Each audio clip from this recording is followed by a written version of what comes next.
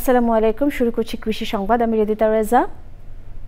এখনকার এই সংবাদ আয়োজন একই সঙ্গে চ্যানেলের ইউটিউব চ্যানেল এবং চ্যানেলের ওটিটি প্ল্যাটফর্ম আইস্ক্রিনের লাইভ স্ট্রিম হচ্ছে। মেহেরপুর জেলায় এবার পর্যাপ্ত বৃষ্টিপাতে রোপা আমন আবাদে খরচ কমেছে চাষিদের। বিগত বছরগুলোতে আমন আবাদের ভরা মৌসুমে চাষিদের জমিতে সেচ দিয়ে রোপা আমনের আবাদ করতে হতো। এবার রোপা আমনের লক্ষ্যমাত্রা পূরণ হবে বলে আশা করছে কৃষি বিভাগ। মেহেরপুর প্রতিনিধি গোলাম মোস্তফার রিপোর্ট।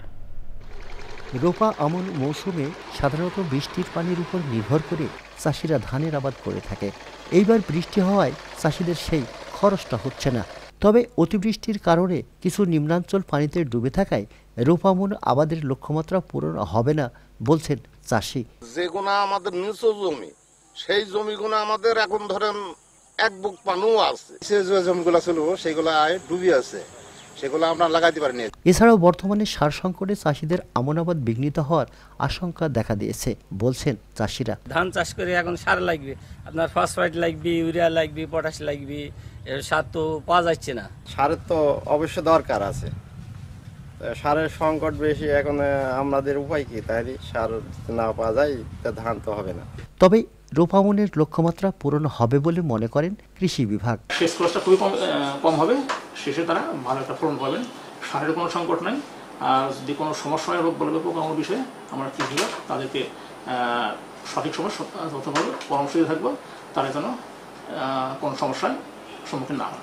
জেলায় এবার আমন আবাদের লক্ষ্যমাত্রা ধরা হয়েছে 26,860 হেক্টর জমিতে। মেহেরপুর থেকে গোলাম মোস্তফা, চ্যানেল আই। অনুকূল আবহাওয়া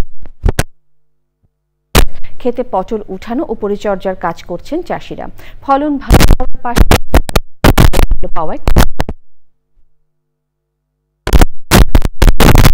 আদা, মরিচ ও চাষ করার হচ্ছেন তারা।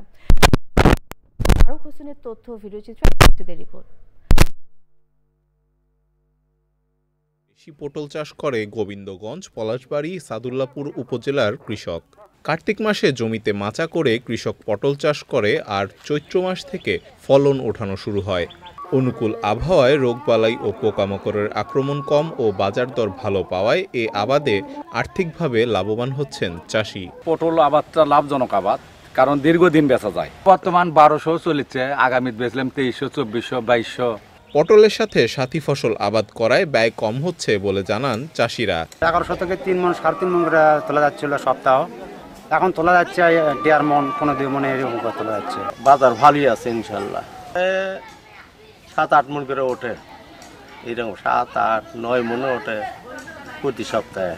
বাজারে পটলের চাহিদা বাড়ায় কয়েক সপ্তাহ পূর্বে বাজারের প্রতিমণ পটল 2000 থেকে 2200 টাকায় বিক্রি হয়েছে বলে জানান পাইকার ও ব্যবসায়ীরা।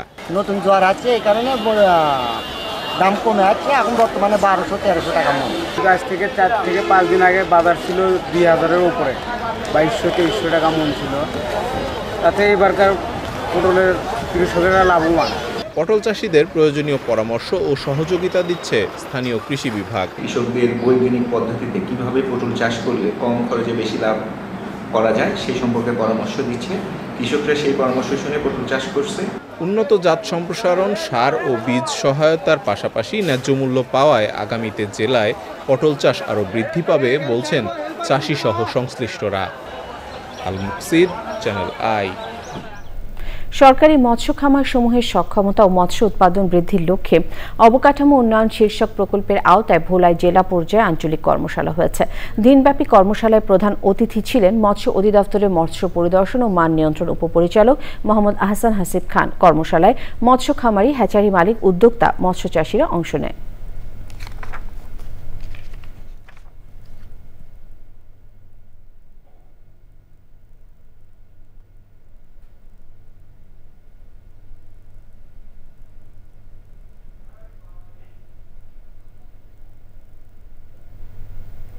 এই ছিল কৃষি সংবাদে। সবাইকে ধন্যবাদ।